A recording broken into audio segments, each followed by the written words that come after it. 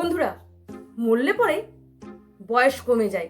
মেয়েরা 30 পেরোলেই বুড়ি হয়ে যায়, আর ছেলেরা 40 পেরোলেই বুড়ো হয়ে যায়। কিছু কিছু মানুষের সেই রকমই ধারণা।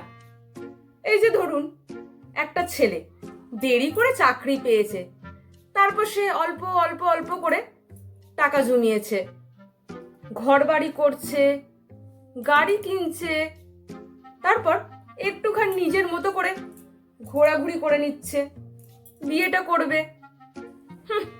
তখন আবার বলবে, হ্যাঁ, এত বয়সে চাকরিটা করে আর কি করবে, কতদিনই বা চাকরিটা করতে পারবে, আর এত পয়সা জমিয়ে গাড়ি বাড়ি করে কি হবে, মরবার তো বয়স হয়ে গেল, কার জন্যই বা এত কিছু করছে, এত জিনিস, এত টাকা কেই বা ভোগ করবে।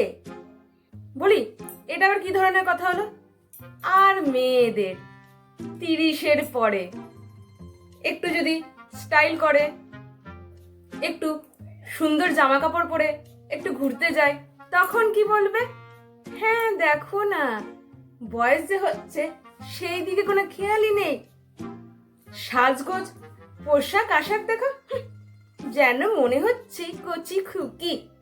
আবার যদি সেই মেয়েটার বিয়ে না হয়, তখন আবার বলবে, 30 পেরিয়ে 40 তো হয়ে গেল, আর কবে বিয়ে হবে, কবে আর সংসারটা করবে, বলছি বুড়ি হয়ে গেল তো।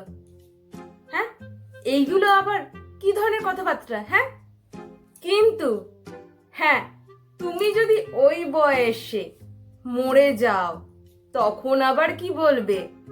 তখন বলবে, এ বাবা, এই বয়সে মরে গেল, কতই বা বয়স হয়েছিল, আহারে, এই কচি বয়সে কেউ কি মরে যায়? সত্যি, এটা কি মরার বয়স? মরার বয়স তো হয় নাই। কচি ছেলে, কচি মেয়ে, এই তো সেদিন আগেই তো জন্মালো। হ্যাঁ, কিছু মানুষের কথায় মরলে পরে মানুষের বয়স কমে যায়। বেঁচে থেকে নিজের শখ আহ্লাদ পূরণ করলে তখন বয়সটা বেড়ে যায়।